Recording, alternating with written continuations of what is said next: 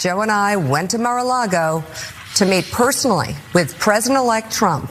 It was the first time we have seen him in 7 years. And it's going to come as no surprise to anybody who watches this show, has watched it over the past year or over the past decade, that we didn't see eye to eye on a lot of issues, and we told him so. What we did agree on was to restart communications. My father often spoke with world leaders with whom he and the United States profoundly disagreed. That's a task shared by reporters and commentators alike. Well, before the election, Neil, we always used to begin with all kinds of exciting and eventually boring numbers about what was going to happen. I do kind of want to say, boy, those polls turned out to be right, didn't they? I mean, the final numbers are about less than 1.5 percentage points apart. Yeah, I mean, as these votes have been finalized, it was incredibly close, which is what we were told all along, except, of course, for that Ann Seltzer poll out of Iowa. Which now Trump is threatening to take action against her. But yeah, I mean, I think that's really important that we now remember that, because I think all of us were saying it can't be this tight. We're missing some sort of indicator here that isn't being picked up. I mean, I guess I don't know what this says for polling reliability going forward, but it certainly said that most of the polls got it right this time around. I think that's right. And, it may mean actually that they've made some important corrections since the 2016 and 2020 cycles. And I think what has changed, of course, is where the various numbers ended up. That New York, for example, ended up becoming much Trumpier. New Jersey became much Trumpier. Actually, everywhere became much Trumpier. So, I think that's going to be a big part of what the Democrats have to address going forward. But after, 10 days of being really bummed out, I woke up this morning and realized we are back in that place where we are the party out of power, which means we can complain and make fun of the administration as much as we like. Well, I guess there's the silver lining. There's always, as long as we still have free speech and not in prison for those things. But I know, as long as they don't come after us. But we'll try and prevent that. We'll try and get good lawyers. So let's talk about how the Trump administration is staffing up a little bit. And they seem to be staffing up with really odd people.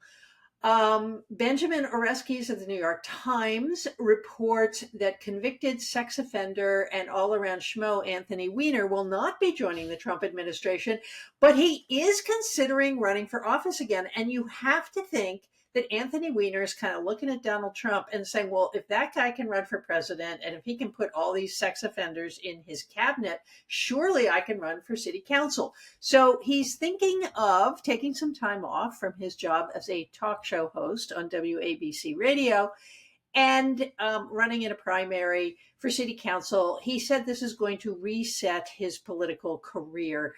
I also want to add that he gave this interview while getting his hair cut at the Astor Place barbershop. It's so New York. Neil, what do you think? You think Anthony Weiner can make a comeback? I don't know if he can, but why should he not? I mean, exactly. Like, given that this is the new political, these are new politics, or at least this is the case for one party in the country. Why not try it with the Democrats? I think the question will be, how will Democratic voters respond to him? Because I think just because Trump has been able to get away with anything and everything, that doesn't mean that Democratic voters are going to respond in the same way to similar candidates. We shall see. But I don't know. Why not go for it? Why not go for it? And actually, as far as we can tell, he never actually touched anybody in a mean way. Right. He just sends lewd pictures of himself and does weird things like that with his child on his lap. Okay, so enough of Anthony Weiner. We'll see what happens to his career and his reset.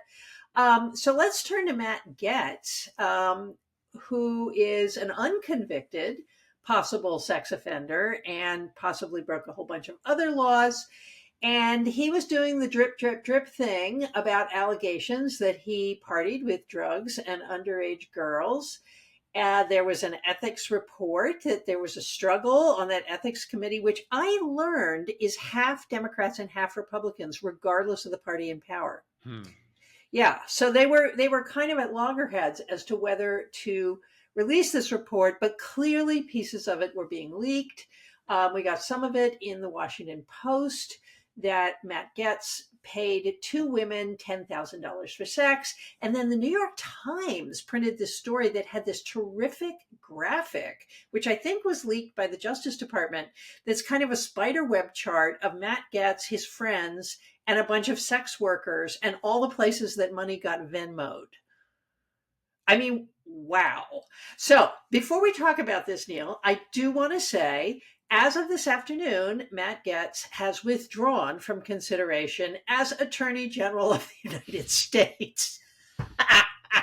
Maybe he's running for Pope. I don't know. Right. But how do I think about this circus that has occurred around possibly one of the most important cabinet positions a president can appoint? Well, I mean, I think we should think about it in the context of everyone that's been put forward and just the sort of complete clown car that we have. I mean, other than Marco Rubio, there's not one serious person here. And it feels like something that, a couple of political analysts have said, especially in the case of Gaetz, right? That this is what's called anchor setting, right? That you do something really extreme, and then maybe you sacrifice one of those people, and it looks like Gaetz is perhaps the only sacrificial lamb here. But then once the anchor has been set at such an extreme point, you're able to put someone else in, and then they get through this a lot more easily because they don't seem as wild or as reckless or as rapey as the other people you've put forward. And it feels, sorry to laugh. I know. We should be crying, but it also is so ridiculous it's laughable. But it does feel like that is potentially part of this. That also assumes a sort of political strategy on the part of Trump that I think maybe isn't warranted by the way that we know him to work. I don't know. I mean, I think the other insane person here for me is Linda McMahon at Department of Education. Right. And every time her wrestling videos show up on Twitter, I just think, where are we? But, someone said, and I think this is right, if you think about these appointments or these nominees as people who are supposed to lead, agencies, run departments, you're misunderstanding really the bigger point here, which is that these are people who are supposed to pull these departments apart, who are supposed to destroy these agencies. And in that ways, they're sort of chaos candidates fit within the nihilistic, destructive tendencies of Trump himself. Yeah, I think that's all right, Neil. And there are a couple things. I mean, I keep wondering, what is it that convinced Matt Gaetz to get out? Because he can play chicken with the best of them. Yeah. His whole game about getting rid of Kevin McCarthy worked, even though everybody hates him. He has no favors to call in. Now, I did hear that there is a report that he didn't just have sex, possibly forcible sex, with the 17-year-old girl once. He did it twice. And so it's difficult to think that it wasn't intentional in some way. And according to the young woman, well, she's not young anymore, according to the woman's lawyer, the second time, there was another woman involved. So it was a threesome with an underage person. That's what I heard. What I think is actually the sort of weird little factoid here is that this woman's lawyer, who has been very outspoken, and he has said things that the ethics committee is not allowed to say, this man's name is Joel Leopard. Okay, now isn't that weird, since everybody calls the GOP the party of leopards eating your faces, and there's actually a leopard eating Matt Gaetz's face right now. You can't make this stuff up. You really can't make this up. Now, two questions. One is, will Matt Gaetz return to Congress, which theoretically he can, having resigned from Congress. He was elected to the next Congress. so he can decide to come back to Congress. The other thing I kind of wonder, and this is like an outside speculation, is if Trump somehow got Ron DeSantis to promise Getz something else. Yeah, I wonder if he is, if part of the negotiation here, and I mean, this news just dropped like less than an hour ago. So Right.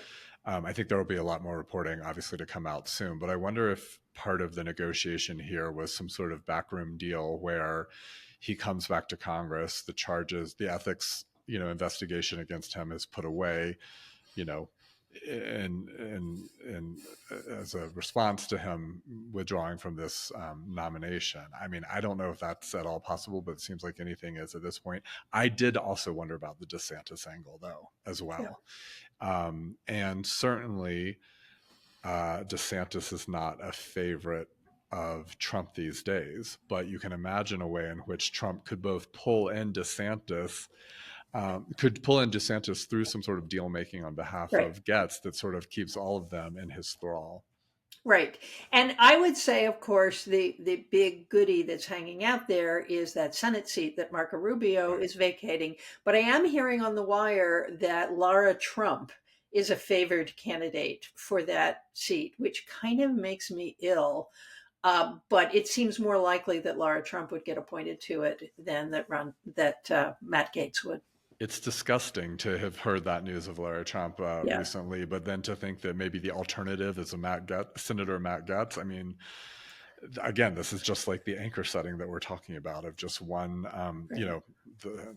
I guess the lesser of two evils scenario over and over again. Right. And, for our viewers that are trying to stay away from the news, except, of course, for us, just to remind everyone, we've got a couple of other cabinet appointments here who are also alleged rapey people. One of them is Secretary of Defense Pete Hegseth, who's very much been in the news from an accusation that he actually made a deal with privately, so it was never brought to court. Hegseth is a military veteran and a Fox News host, but he can't seem to shake this accusation that he sexually assaulted a California woman 7 years ago. Hegseth says the encounter was consensual. Apparently, there's some video out there. And then, of course, there are Pete Hegseth's Christian nationalist tattoos. And of course, then there's the other one, RFK Jr., who has been accused by a babysitter of having groped her in 1999, which we don't have any proof of, but I totally believe because the guy's just gross. Yeah, and had 30 affairs with 37 women while he right. was married to one of his wives, and back to Hesketh, 3 different wives, 7 children. Just, each one is outdoing the other. And on the awful character front that not that long ago would have been career ending for most politicians, and particularly for those on the conservative right, but we've entered a new age. Right. We really have. So there are so many others of these appointments. I wondered, Neil, I've just mentioned a few of them. Do you have a favorite whack job in the cabinet at this point? I mean, the McMahon one, as I said, with, no connection to education anywhere in her biography. And like I said, every time one of these wrestling videos shows her being, in the ring, it's just like, this is just so ridiculous. Right. I mean, Dr. Oz to lead up Medicare and Medicaid. Have some supplements. They're so much cheaper. Sorry. The RFK one, though, is the one that I think is just so scary and so dangerous. The stuff that he's been saying recently about HIV/AIDS, calling that into question. Right. When, as many have pointed out, this is actually one of the most important bipartisan achievements of the last, 2 decades or so, is the way in which both parties have really provided federal resources to researching and to preventing HIV/AIDS, and particularly it's the global efforts that the Bush administration led around that, PEPFAR. It feels like all of that's about to be pulled apart by this total whack job. Yeah, I totally agree. And I think the Republicans in general are pulling apart a lot of achievements. I mean, until they really started messing around in people's reproductive care, women could get a pill the morning after sex if it was unexpected, or if the condom broke or something like that. Now that's up in the air. I know a lot of women who are just like ordering these things from Amazon and Walmart and stockpiling them. Even women who are not having sex with men or who are beyond their reproductive years, to just say, somebody's going to need help, or the two-step abortion pill. And certainly in the area of gay men, PrEP, which is something that insurance companies now have to offer. And you got to wonder if that's going to be on the table too, as they start looking for places to cut costs. Now, I want to just sort of get back to all of the sort of sexual allegations here, because one of the things I've wondered is, how do these sex crimes allegations actually play in a media environment where obviously we have to talk about them, but we should be talking about the fact that all these people are incompetent? I mean, my favorite whack job is Tulsi Gabbard, Yeah. who I just find terrifying as anyone who you would let within a mile of national intelligence, in part because she doesn't seem very intelligent, but also because she is famous for putting conspiracy theories and Russian disinformation out on the wires. So how should we think about this attention to people's sex lives and to sexual violence when there are other potentially broader problems? Yeah, I think it's a really interesting question, because on one hand, is this a smart strategy on the part of the GOP to get these folks through? Is it a failing of media that is focusing on the wrong disqualifying elements of these people, or is it some combination thereof? Right. It does seem to me that sex scandals obviously sell papers a lot more than bureaucratic incompetency does. Right.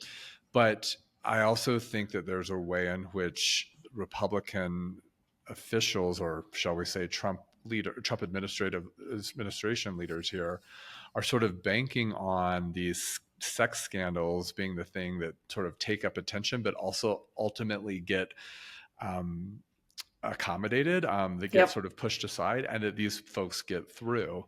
I also think the thing that we should bring into this conversation, because there's another big thing happening that I think is related to all this, or certainly important context, is this complete ridiculous drama that's being created around the new Congresswoman Sarah McBride and the whole Right. bathroom hysteria Right. that Nancy Mace and others are leading, that have now passed some sort of resolution that congresspersons can only use the bathrooms of their biological sex. This feels like obviously in keeping with an anti-trans message that was highly developed through the course of this campaign, particularly in the fall. And also it seems like just perfect distracting tactics at a time when all of these just insane nominees are putting forward. And so I think all of those work together, and also they have sex and gender and sexuality at the heart of them. Right. Yeah. And, I had this thought the other day, because I wrote about the Nancy Mace thing yesterday.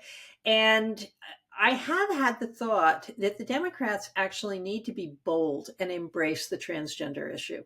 They just need to be very bold, because they're not going to, it's like a piece of gum on their shoe. There is no way to get away from it without becoming the people that Republicans are on this issue. And so I have really appreciated people like Senator John Fetterman, who I know, people don't like him because of his stance on Israel, but he came out right away and said, nobody can force me to be disrespectful to a colleague. And Sarah McBride is welcome to use my bathroom anytime she wants. And, there have been a lot of Democrats that have come out for her, but there's been no big statement by the Democrats that have said, look, this is a manufactured issue. Facts don't care about your feelings, people. There are less than 1% of the population in the United States is trans, and we are committed to caring for them. Yeah, I think they're completely scrambling on this issue in a way that just seems so feckless and just, there's all this like post-election analysis that this is the issue that sunk them and that, this is maybe the thing they need to give up and move to the right on. It Right. seems to me like a complete capitulation, as you're saying, to Republican framing of this that doesn't work out ultimately to benefit Democrats if they accommodate themselves to, but only seeks to like embolden, I think, the worst intentions of all this. And of course, it's not stopping with this. This is just No. sort of an opening wedge issue into a much broader assault on lots and lots of Americans' basic civil rights. And it seems like such an easy thing to hold ground on. Yeah. As you've pointed out, the sort of honorable voices here, how they've framed this. And I think it's even worth pointing out Sarah McBride's own response to this, which is that I did not run on this issue. I never once made my identity part of my campaign. Here are the pocketbook Mm-hmm. issues that I campaigned on. Here are the bread and butter issues that my voters chose me because of, and here's what I'm here to do in Congress. Right. And so, and you all Republicans are the ones that are obsessed with this. You're the ones who have continued to manufacture this culture war.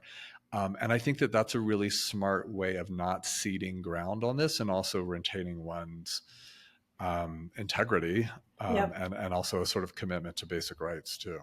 Yeah, I admire Sarah McBride so much. Sarah, if you are out there and you're listening to this, we love you. Come on the show. So Neil, now this is a sort of odd position to be in because we are in fact doing something that counts as social media and micro-targeting and so on and so forth. But I wanted to take a moment today and do a little snapshot of our media environment and how it seems to be pivoting to greet the new Trump administration. And there are a couple things that I'd be interested in your thoughts on. The first is major media stories, and there are three of them that I'm looking at.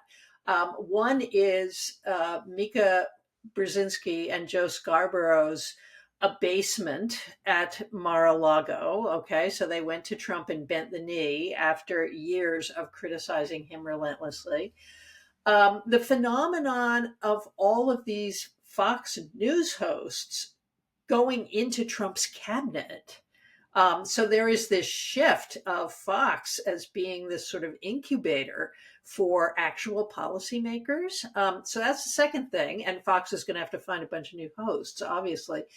And then the third thing, and I'm not quite sure what to make of this, which is Comcast is separating MSNBC and CNBC from its other news operations and from, I think, Paramount and so on. And they seem to be wanting to sort of sequester their cable news channel somewhere else that doesn't threaten their deep pocket.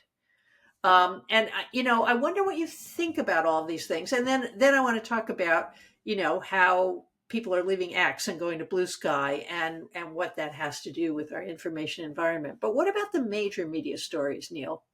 Well, I think a big one, obviously, is this trip by Joe and Mika to Mar-a-Lago to kiss the ring, Yeah. and the way in which this again feels like a complete capitulation to Trump, and just the complete mischaracterization that they provided of like, well, he's president-elect, so obviously we need to have communications with him. No, you don't. That is Right. not a prerequisite for you reporting on him Right. and what he does as a political actor. There's no need for you to be in conversation with him to do your basic job as reporters and political analysts. And I think that the explanation they gave, and then the doubling down explanation they gave a day or so later, is worse than the act itself, although they're all like interconnected, just complete misreading of what's needed now. Right. It feels like maybe the common thread of all this is capitalism, right? That like, it's worth remembering that, the news business is a business. Right. And these different companies and corporations are thinking about their bottom line. And I think they're making decisions with that in mind. That said, the free market has responded quite quite strongly to Mika and Joe's decision. Apparently, the ratings are down, have plummeted already. And I think that I read that the episode the day after they made this announcement of the trip to Mar-a-Lago was the third least watched show of the entire year for Wow. that show. So there quite possibly could be a correction, and I think there's a way in which consumers are also really responding. I mean, we could also bring into this conversation the Washington Post decision not to issue an endorsement this year, and the just subscribers that they've been hemorrhaging and the aftermath of that. So as powerful as these corporate behemoths are, and as much as I think that there's like CEO, finance guys who are making a lot of these decisions that impact coverage, there are also consumers who can hopefully push back against some of this and maybe have some sort of correction. Yeah. Well, and one of the things, of course, we've known for a long time is that the news business itself is very, very fragile. Jeff Bezos bought the Washington Post for a reason, which is that it didn't have enough money to sustain its operations. It was actually kind of a bargain. Nobody actually knows why he bought it. That it might have been a kind of respectability move, but he was certainly willing to sacrifice it in the face of potentially being punished by Trump. Apparently the guy has billions and billions and billions of dollars worth of federal contracts. Yeah. But it's also the case that the incoming Trump administration and Trump himself have made it plain that the airwaves are governed by the federal branch, and that Trump is willing to use those powers and expand those powers to punish media that don't cover him properly, that he thinks are giving him unfair coverage. And of course, he did that before in the first term. Like at one point, they stopped giving the Washington Post credentials to Trump's news conferences and rallies. So Trump reporters or Washington reporters, in order to get in to Trump events, had to stand in line with everybody else, or send in freelancers, or work from the pool report or something like that. But that this could be a more vicious attack, that it could include lawsuits. And so that's what makes me wonder why Comcast is choosing this moment to send MSNBC and CNBC off to another company that is entirely firewalled from Comcast. I mean, is it partly about protecting against future lawsuits? That's what I'm wondering. Right, to move these assets to, to separate it out from the bigger. I mean, that seems likely. Yeah. So, but this bigger picture of broadcast and major media also conceals something else, which is that actually increasingly people aren't getting their news from these sources, but from social media. And this week, Pew Research dropped a report about how Americans get news and what influences their opinion. And 20% of the public gets its news from social media influencers, which I don't know whether that's smaller or larger than I thought it would be. What do you think, Neil? Well, I'm not sure about smaller or larger. I think the thing that jumped out to me was that this means that's the sole place that they're getting their news. I think that was really what I took away from this research, because I follow a lot of these same places and get information from a lot of those same sources. But the research really showed that most Americans are not omnivores when it comes to their media diets, right? Or they're not, eating widely. They're literally using one source for their information. And also that research showed that the most influential media influencers or news influencers here are male, and they're also mostly conservative. And so there's a sort of skewing that's happening here for conservative viewers, that they're getting their information from, a sort of smaller and smaller from these for individual sources who are like highly partisan and highly incentivized to give certain materials to them. I mean, it's not like they're watching the CBS Evening News and also going down some like YouTube rabbit hole that, you Right. know, it's like they're only in the rabbit hole of some right-wing nut job. Right. Well, and one of the things that the report also included was it isn't just that people want to be told what the news is. I mean, I've heard this from people. Every time I say I'm a historian, people say, "Do you know Heather Cox Richardson?" And of course, Heather is this wildly popular Substacker. And when I say, "Well, why do you like Heather Substack?" they say, "Because she gives me something to think about every day." Which I think is admirable, and I think it's a wonderful thing to be able to do. But you know, I read the New York Times, and it gives me many things to think about every day, Right. not Yeah. just one. Hmm. But what the Pew report was saying is that a lot of people who turn to social media for their news say that they want these influencers to help them understand the significance of the news, and that doesn't necessarily happen in other venues. Hmm. That is fascinating. Yeah. Yeah. And that is of course where something like Substack is very useful, but it's not just that people are being siloed. It's that actually if you've just spent, you know, an hour reading your Substacks, what you haven't done is read the Wall Street Journal, Right. and you may not actually understand the, you know, what the picture of inflation is and what can be Hmm. done about it. You will simply understand what your Substackers say. But that is interesting, and it strikes me actually that many media consumers want more education than they're getting from the news. The other thing that I saw that was interesting was Alexandria Ocasio Cortez found out that a lot of her voters had voted for her and voted for Trump. Hmm. And she was on Joy Reid, and she said, you know, she asked voters to contact her, and over again they kept saying, "We want something personal.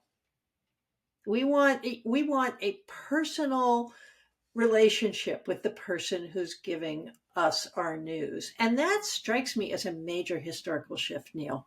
Yeah, for sure. I mean, I think it probably speaks to just obviously social media and the sort of direct tailoring that that that the user feels in the experience of it. That like the influencer is in a relationship with them, Mhm. um, is obviously a huge driver of this. But that is moving into the realm of not just lifestyle, right? Or like the stuff we talked about with Martha Right. Stewart a few weeks ago, but that like my news personality or my news source also should be someone I feel sort of personal connection to is fascinating. I also think this obviously has a lot of overlap with how Americans are responding to politicians. I mean, one of the Right. other things that AOC found when she asked her constituents who had voted that way was like, so many of them are saying, I felt like I know you and you know me. And also I feel like I know who Trump is and that Trump knows who I am.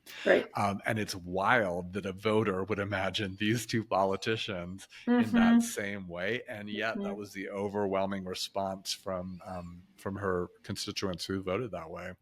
Right. And it's the kind of relationship, for example, that Rachel Maddow viewers feel that they Yeah. have with Rachel Maddow. And she, of course, is really good at nurturing that the way she is with the camera, the kinds of stories she tells, the way she talks to people, the way she reassures people. But it's an interesting move away from what used to be the gold standard in news, which was objectivity. Yes, I also think we maybe shouldn't say that this is all that unprecedented. Like, I do think that there's a way back when, you know, in a earlier model of media where you have three networks, that Right. people did feel a personal connection to Walter Cronkite and to Dan Rather. Like Good point. they were the chosen voice that you brought into the living room.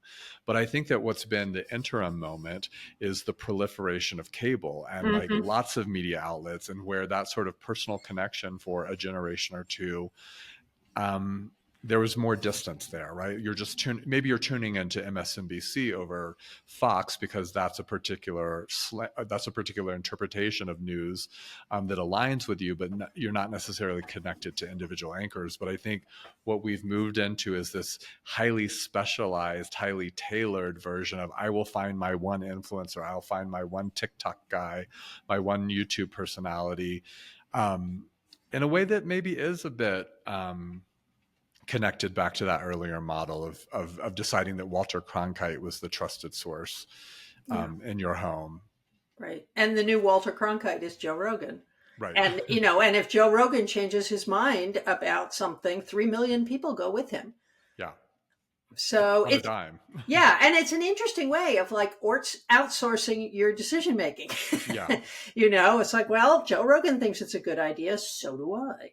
Well, especially when, as you point out, that like Rogan is not a consistent actor here, right? Right. I mean, there's not like a core belief system, a core body of knowledge. I mean, he's one that's literally blown by the wind, and you can watch that, from any given day-to-day episode of his, how he's so easily swayed, and also as he sways, millions of people are brought in a new direction just because of like it's the latest thing he said.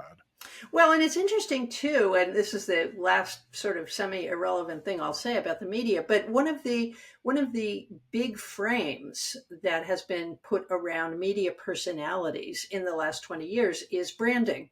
Mm-hmm. And one of the problems with branding is that you always know what the person is going to say. And that can be a comfort. Like, if something's going on, you can go to Rachel Maddow and know pretty much what Rachel Maddow is going to tell you about it, and that she's going to be on your side and on your team. What's intriguing about somebody like Joe Rogan, as you're saying, is sometimes he changes his mind. So you don't always know what he's going to say. And that may, in fact, be one of the things people like about Trump, that they see him playing with ideas. To us, it seems disorganized and incoherent. To them, it may seem playful and as if he's open to suggestion. Yeah, the unpredictability here isn't read as such. It's more interpreted as sort of an open, curious mind that's open to learning and new ideas, and isn't a chaos agent, but is one where anything is up at any given time. Yep. So Neil, our time together is drawing to a close, and I'm curious, in the 2 weeks since I have last seen you, what have you found that you would like to go viral? Well, can I say one more thing about that last point? I think that only works in the context in which expertise has been thoroughly discredited. Okay. Right. That is like good point. That has to happen first, right? Yeah. So there are no voices of authority. There's no central, institutions of expertise, and in that context, the unpredictability becomes a sort of smart, rational mind that's doing its research. Okay, so what would I like to talk about? This incredible piece from Ruth Graham, one of my favorite reporters, who of course is the religion reporter for the New York Times. She wrote this piece about a week or so ago called, the title of it is Memorize Nearly 1,000 Bible Verses. For these young Christians, it's game on. So Ruth traveled to my hometown of Orlando, Florida, to report on the 16th annual National Bible Bee, which is essentially like a spelling bee, but in this case, instead of properly spelling a word, you recite incredibly large, these are kids that are doing this, incredibly large passages of the Bible. So, a judge might say Romans 12, and you have to recite from memory all 16 verses, or however many verses are in Romans 12, with no mistake. Wow. Like you can't even, Ruth said, you can't even like accidentally pluralize a word or get the verb tense incorrect. Although one thing that wasn't clear to me is apparently there's 5 different Bibles that are translation versions that are able to be used, including King James Version and English Standard Version. So I don't know how that works. I guess maybe you say, I'm going to do KJV, and then you do that word for word. Makes sense. I mean, part of a competition like this, obviously, if you say the wrong letter in a spelling bee, you're out. If you say the wrong word and, these long passages of the Bible, you're out. But all the more so for fundamentalist Christians to have that sort of literal, right, word for word recitation of scripture. Actually, I have to share with you some of the stats around this because it's like really amazing what the required in order to really compete at the top level of this. So it's done by age group. At the senior level, which covers ages 15 to 18 years old, those participants, in order to really compete in this, they memorize 938 Bible verses, which Whoa. adds up to more than 20,000 words. Wow. So yeah, the thing that I found fascinating about this article is it's not surprising on one hand that the participants draw heavily from the world of homeschooling and from classic education, which has become sort of the highbrow private education option for conservative Christians. Right. Not surprising that, very conservative Christian families are choosing to spend their time preparing for this competition. But what I found particularly interesting that this article points out is that those two pedagogical systems, homeschooling and classical education, already have in their curriculum and in their pedagogical ways a high amount of memorization to begin with. So they're already used to memorizing, long passages of Shakespeare, Right. or the Declaration of Independence, or other, classical texts, and also the Bible. Wow. And so I think there's something really interesting about a type of learning that to me feels very old school, right? Like just memorizing for memorizing's sake, but that isn't surprisingly alive and well in the realm of homeschooling and in classical education. And so I thought that was just a sort of interesting way in which to think about how the sort of educational context of these kids, in addition to obviously the religious context, is the stuff that would make them, really good at this and wanting to do this. And blessedly, to use a word, the article has no mention of politics, which I really loved. I mean, there's a little bit of stuff of like, this is the next generation that's going to heal the culture, but like Trump's name wasn't invoked once. And I found it refreshing to read an article about conservative Christians that didn't have to engage electoral politics in order to make some sort of interesting argument or interesting, exploration. So read the piece. Also, there's fantastic photography in this piece. You got to look at the pictures. That's great. These kids are so cute, but and probably like have crazy ideas, but 10% of them at least are gay. I mean, some of them are gay. Yeah. But it's interesting, Neil, because one of the things people my age, maybe your age, talk about is that they don't memorize things in school anymore. And we were always memorizing poetry or participating in plays where you had to memorize a whole part and so on. And it's something that's almost inconceivable nowadays, with cell phones and distraction and so on, the idea that you could actually get kids to sit quietly and memorize. So in a way, it's sort of another way in which Christians and homeschoolers are building a separate society. The thing I want some scientists to get involved and do a long-term study and see what the incidence of Alzheimer's is with these kids. Because it seems to me that if you're using that brain, if you are building brain cells in the ways that they are at their age, it's got to be good for you, right? I want to know. Seems like it is. I mean, I definitely was heartened by a lot of this because I just felt like I had a lot of like back in my old day type energy in reading this. So like we also had to memorize like long passages of Shakespeare and I don't know, Beowulf and those sorts of Chaucer, and the kids these days aren't doing this. So good for those homeschooling fundamentalists. That's right. We memorized Edgar Allan Poe and all those classics. So I'm going to be quick with what I want to go viral this week. But Dara Lind at the American Immigration Council had an opinion piece on the reality of mass deportation this week, also in the New York Times. What mass deportation really means, and she breaks it down what a process of mass deportation could look like and under what circumstances it is at all feasible. And Lind talks, as many people have, that to actually carry out what Trump and his people say they're going to do would cost billions and billions of dollars, and they neither have the money available to them, nor do they have the personnel to do this.